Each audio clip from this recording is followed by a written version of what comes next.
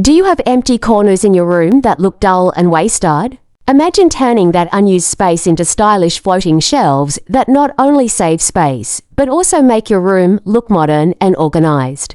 Welcome back to the channel. Today, I'll show you how to make DIY floating shelves for corners.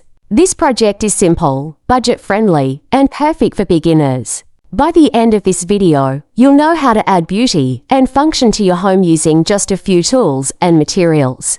Practical suggestions. Before we start, let's talk about what you'll need. Tools and materials explained simply. Measuring tape to get the exact size of your corner. A pencil for marking measurements. A handsaw or circular saw to cut your wooden boards. Sandpaper to smooth the edges. Drill and screws to fix the shelf supports. Wood glue for extra strength. Paint or wood stain to give your shelves a clean and polished finish. These tools are very common. If you don't have a saw, most hardware stores can cut the wood for you at a small cost. Step-by-step build. 1. Measure the two walls of your corner and decide the shelf size. 2. Cut your wooden boards into triangular shapes so they fit perfectly into the corner. 3. Sand all sides until smooth.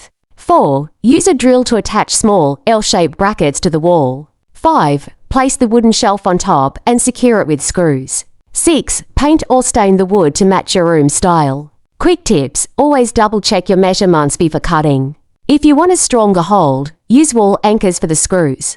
For a modern look, go with dark paint or matte finish. Cost comparison for clarity. Buying ready-made corner shelves can cost anywhere from $30 to $60 each. But making them yourself costs around $10 to $15 per shelf, depending on the wood and paint you choose. That's a big saving. And that's it. You now have beautiful floating shelves for your corners that look amazing and save space. If you found this video helpful, don't forget to subscribe, like, comment, and share this with friends who love DIY projects.